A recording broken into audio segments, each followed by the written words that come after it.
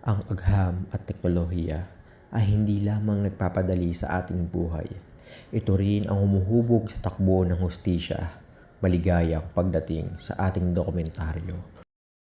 Ito ang pag-aaral kung paano nabubunsod ang mga imbensyon ng agham, paano ito tinatanggap ng lipunan at kung paano rin tumutugon ang lipunan sa hamon ng teknolohiya.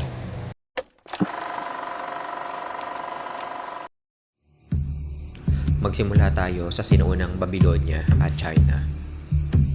Dito, umusbong ang clay tablet, signature at finger impressions. Noong unang panahon pa lang, talamak na ang pandaraya o perjury sa mga kalakalan at ari-arian. Upang lutasin ito, naisip ng mga tao na gamitin ang marka ng kanilang daliri sa mga basang clay tablet bilang opisyal at permanenteng lagda. Binago nito ang sibilisasyon sa pamamagitan ng pagpapatunay na ang bawat individual ay may natatang biolohikal na pagkakakilanlan. Nakatulong ito sa paghuli sa mga nandaraya sa pamamagitan ng pagtapat sa kanilang daliri sa naiwang marka sa dokumento. Ito ang pinakapundasyon ng modernong dactyloscopy o pag-aaral ng fingerprint na nagpapatunay sa mga criminology na ang katawan ng tao ang pinakamatibay na ebidensya.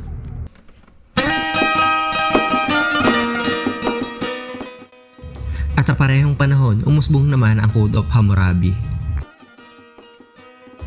Ito naman ang isa sa kauna-unahang nasusulat na batas sa kasaysayan na inukit sa isang malaking estela o bato upang makita ng lahat. Kaya naman naisipan nito upang bukasan ang mga gulo at madugong sistema ng personal o paghihiganti sa lipunan. Binago nito ang mundo sa pamamagitan ng pagtatag ng pampublikong katarungan. Ang pamahalaan na ang nagpaparusa base sa batas gamit ang prinsipyong mata sa mata, ngipin sa ngipin. At nakatulong ito sa pagpigil ng krimen dahil nagsilbi itong malinaw na panakot sa mga nagnanais gumawa ng masama.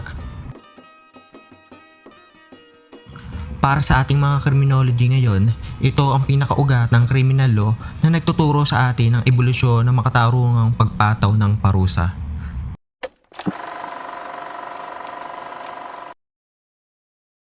Pagpasok ng gitnang panahon, ang pag-unlad ng gunpowder o pulbura mula sa China patungong Europa ay tuluyan nagpabago sa kasaysayan. Nagbunsod ito sa paglikha ng mga kauna-unahang pumuputok na armas na nagbabagsak sa lumang sistema ng mga kastilyo at mga kabalyero o knights. Gayunpaman, dinala rin ito ang lipunan sa panahon ng mas marahas at mabilis na krimen gamit ang pamamaril mula sa malayo. Dahil dito, napuwersa ang mga otoridad na mag-imbento ng paraan sa pagsusuri ng mga tama ng bala sa katawan ng biktima. Ito ang naging mitya sa pagsilang ng forensic ballistics, isang larangan na ginagamit pa rin natin ngayon upang malutas ng mga krimeng may kinalaman sa baril at upang magpatupad ng gun control laws. Kasunod nito ang pag-imbento ng eyeglasses o salamin sa mata sa Europa, na nagmula sa sining ng paggiling ng lente upang tulungan ng mga taong lumalabo ang paningin. Binago nito ang lipunan sa pamamagitan ng pagpapahaba ng produktibong edad ng mga eskolar at ang mga hukom na nag-iingat ng mga legal na talaan.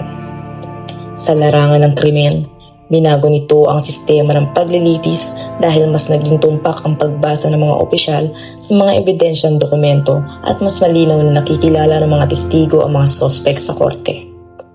Ito ang nagbukas ng pinto sa agham ng optics, na siyang naging pundasyon ng mga advanced na mikroskopyo at kamera na gamit natin ngayon sa mga crime lab.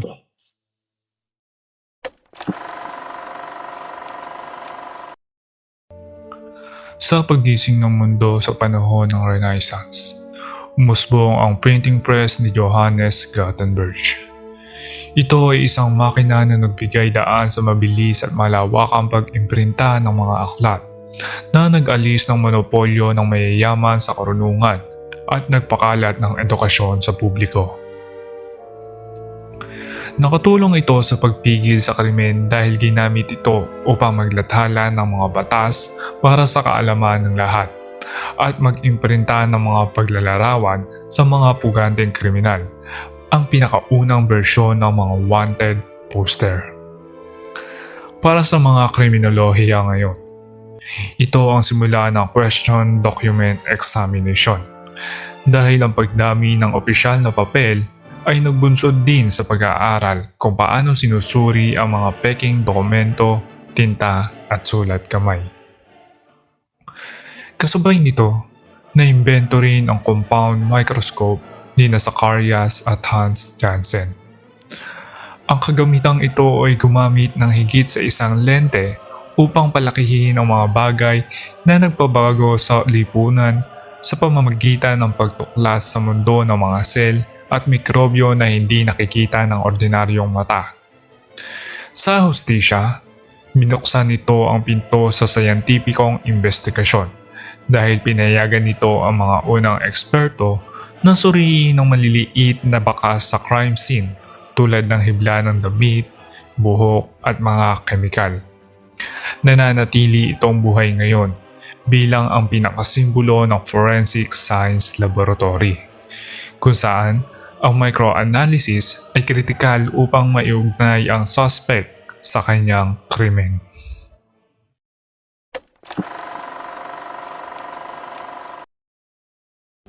Pagpasok ng ika-18 at ika-16 na siglo, ang daguerreotype o ang pagsisimula ng photography ay nagdala ng malaking pagbabago. Ito ang unang praktikal na paraan ng pagkuha ng permanenteng larawan gamit ang kemikal. Hindi na kailangang iguhit ang mukha ng tao o mga pangyayari. Sa kriminal na katarungan, nagdadala ito ng revolusyon sa pamamagitan ng paglikha ng mugshot o opisyal na record ng mukha ng mga kriminal at ang pagkuha ng litrato sa mismong crime scene bago pa man magalaw ang mga ebidensya.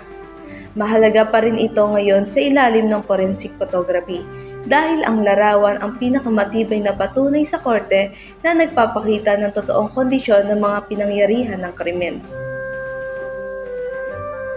Kasunod dito ang pag-imbento ng telegraph o telegrapo ni Samuel Morse, isang sistema ng mabilis na pagpapadala ng mga mensahe gamit ang kuryente sa pamamagitan ng Morse code.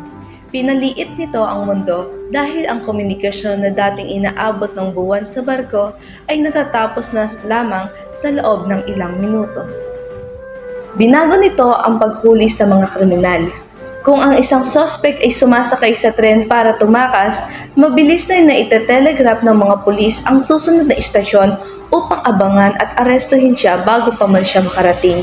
Ito ang pinakalolo ng police communication networks na nagturo sa mga criminology ngayon kung gaano kahalaga ang mabilis na koordinasyon para sa pambansang seguridad.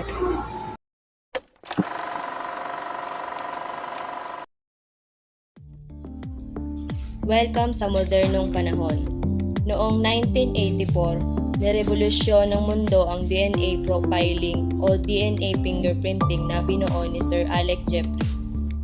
Ito ay isang biological na pamamaraan na kumikilala sa tao gamit ang natatanging pattern ng kanilang DNA mula sa dugo, laway o buhok. Ito ang itinuturing na pinakadakilang sandata sa modernong investigasyon. Kaya nitong ituro ang salarin ng may 99.9% accuracy kahit maliit lang na bakas ang naiwan sa crime scene. At kaya rin nitong mapalaya ang mga inosenteng nakulong ng mali. Ito ang gintong pamantayan sa forensic biology na ginagamit sa mga malalaking database upang malutas ang mga lumang kaso o cold cases kahit wala nang natitirang testigo. Ang ika-10 imbensyon ay ang CCTV at digital surveillance. Ang sistemang ito ng mga video camera ay nagpabago sa lipunan sa pamamagitan ng pagtaas ng seguridad at pagkontrol sa mga pampublikong lugar at mga negosyo. Nakatutulong ito sa pagpigil ng krimen dahil sa takot ng mga kriminal na sila ay may saksi o nakikitang kamera. Kung may maganap mang krimen, ang video footage ay nagbibigay ng walang kinikilingang ebidensya sa oras, mukha at kilos ng mga suspect. Kritikal ito ngayon sa mga criminology sa ilalim ng crime prevention strategies at cyber forensic. upang magdisenyo ng mga ligtas na komunidad at magsuri ng digital na ebidensya para sa korte.